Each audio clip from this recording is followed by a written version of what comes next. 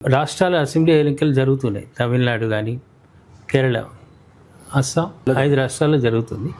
ఎక్కడ లేని మొత్తం దృష్టి అంతా ప్రజల దృష్టి పశ్చిమ బెంగాల్ మీద ఉంది. పశ్చిమ బెంగాల్లో ప్రధాని విస్తృతంగా పర్యటన చేస్తున్నాడు. అమిత్ షా అయితే 15 రోజులు నేను ఉంటా చూద్దామన్నాడు.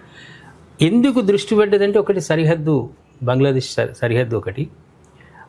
ఆమె వాళ్ళు ఎవరో కంప్లైంట్ చేయడం, సుప్రీంకోర్టుకి వెళ్ళడం, తొలగిస్తున్నారు అంటే అది సుప్రీంకోర్టుకి వెళ్ళి ఉల్టా అయిపోయింది.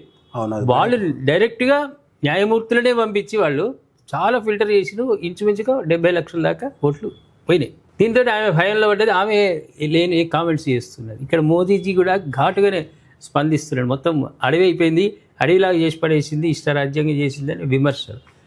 అసలు మనం దృష్టిలో పశ్చిమ బెంగాల్ పరిస్థితి ఇప్పుడు ఏంది? రేపు ప్రభుత్వం నిజంగా మమతను నమ్ముతారా, అక్కడ బీజేపీని నమ్ముతారా?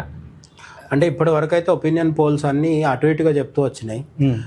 చాలా ఎర్లీ ఒపీనియన్ పోల్స్, అంటే ఇప్పుడు కంటే ఇంకా కొన్ని రోజుల ముందర వచ్చినవి మమతా బెనర్జీకి ఎడ్జ్ ఉంది అని చెప్పి వచ్చినాయి.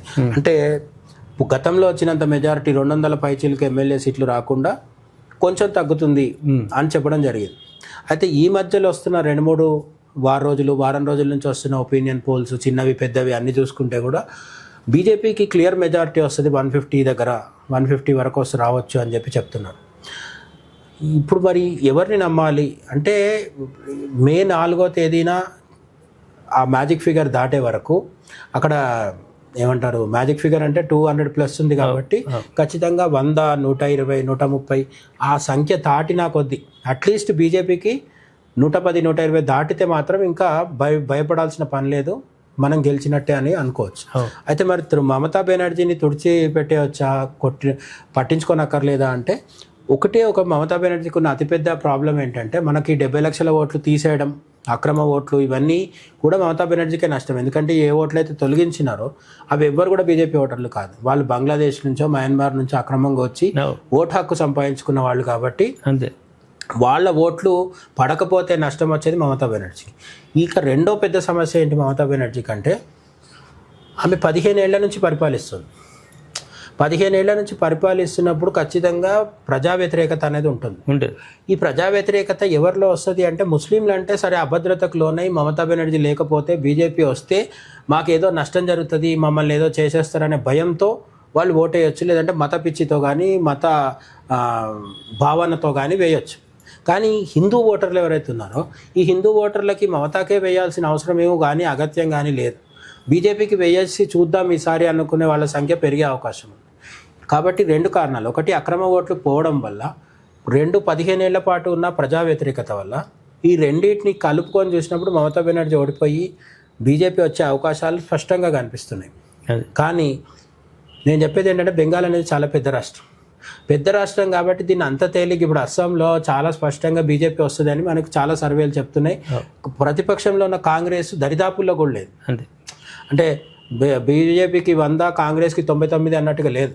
ఖచ్చితంగా బీజేపీకి ఎంత వస్తుందో అందులో సగం సీట్లు కూడా 20-27 అట్లాంటి సంఖ్య చెప్తున్నారు అస్సాంలో, చిన్న రాష్ట్రం కాబట్టి. కానీ బెంగాల్లో అట్లా లేదు.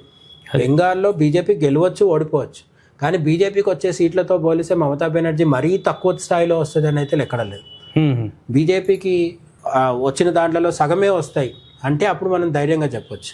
కానీ మనకు ఎంత బీజేపీ గెలవాలని ఉన్నా, హిందుత్వ భావజాలం ఉన్నా, సాధారణ బెంగాలీ హిందువుల మీద పట్ల మనకు సానుభూతి ఉన్నప్పటికీ కూడా ప్రాక్టికల్గా ఉన్న సిచ్యువేషన్ చూసినప్పుడు ఏంటంటే బీజేపీ మమతా బెనర్జీతో పోలిస్తే బీజేపీకి మెరుగైన అవకాశాలు ఉన్నాయి, గెలిచే అవకాశాలు. అంటే ఒకవేళ బీజేపీ రాకున్నా గట్టి ప్రతిపక్షంగా ఉండే అవకాశం ఉందా? అది మనకు గత 5 ఏళ్ల నుంచి కూడా ప్రధాన ప్రతిపక్షం బీజేపీనే.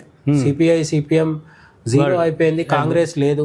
ఈసారి కాంగ్రెస్ అన్ని చోట్ల పోటీ చేస్తాం మేము 280 చోట్ల అది అని చెప్పడం ప్రకటించింది. దానివల్ల ఇంకా డ్యామేజ్ జరుగుతుంది ప్రతిపక్షానికి. ఎందుకంటే కమ్యూనిస్టులు వేరుగా, బీజేపీ వేరుగా, కాంగ్రెస్ వేరుగా చేస్తే ఎవరికి కూడా ఓట్లు రావు. ఒక రకంగా ఒకప్పుడు కమ్యూనిస్టు కంచుకోట పశ్చిమ బెంగాల్, జ్యోతి బసు, బుద్ధదేవ్ భట్టాచార్య, వీళ్ళు ఒక నిష్ణాతులు.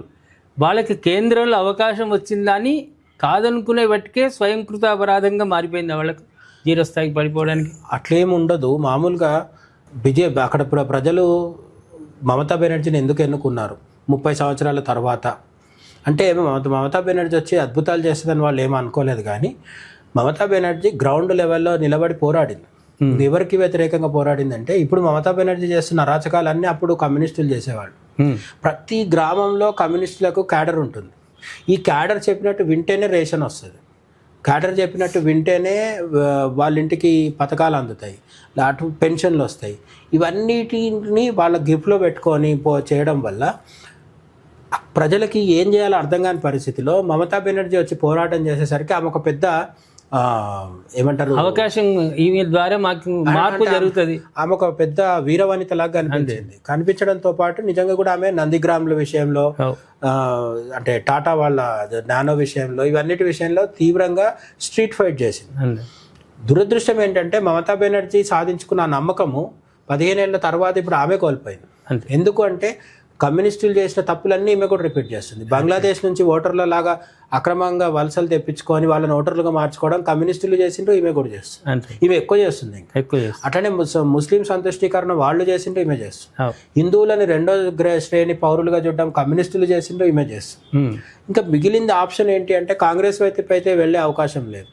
ఎందుకంటే కాంగ్రెస్ అత్యంత బలహీనంగా, ఇప్పుడు మనకు ఏపీలో కాంగ్రెస్ ఎంత ఉంటుందో బెంగాల్ కాంగ్రెస్ కూడా అంతే. సో బెంగాల్ కాంగ్రెస్ అనేది ఆటల అట్టిపండు. ఈ మిగిలింది తృణమూల్ కాంగ్రెస్, బీజేపీ. బీజేపీ గత అసెంబ్లీ ఎన్నికల్లోనే ప్రధాన ప్రతిపక్షం అయింది. 55-70 మధ్యలో ఏదో మొత్తానికి ఒక స్థాయి, ఒక గౌరవప్రదమైన సీట్లు అయితే వచ్చినాయి. ఈసారి కూడా ప్రతిపక్షానికి పరిమితం అయితే ఎట్లా అంటే సీట్ల సంఖ్య పెరుగుతుంది అంతే. ఈ సీట్ల సంఖ్య అంటే బీజేపీ గెలుస్తుంది అని నేను గట్టిగా చెప్తే చూసే వాళ్ళకి ఆనందం కలుగుతుంది తప్ప నిజంగా మనం అట్లా అనుకోవడానికి వీల్లేదు. అస్సాంలో బీజేపీ వస్తుంది, అది చెప్పొచ్చు.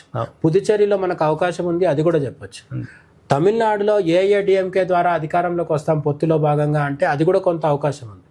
స్టాలిన్ 5 ఏళ్ల పాలన పెద్దగా గొప్ప మార్కులు ఏం లేవు. అదే కేరళకు వచ్చేసరికి కమ్యూనిస్టులో కాంగ్రెస్ వస్తుంది తప్ప బీజేపీకి అవకాశం లేదు అక్కడ. కాబట్టి ఈ కేరళ విషయంలో ఎట్లయితే మనం హోప్లెస్గా ఉన్నామో బెంగాల్ విషయంలో అంత హోప్లెస్గా ఉండాల్సిన పని లేదు. బట్ గెలిచే అవకాశం ఉన్నప్పటికీ భరోసా లేని పరిస్థితి ఉందన్నమాట. రైట్.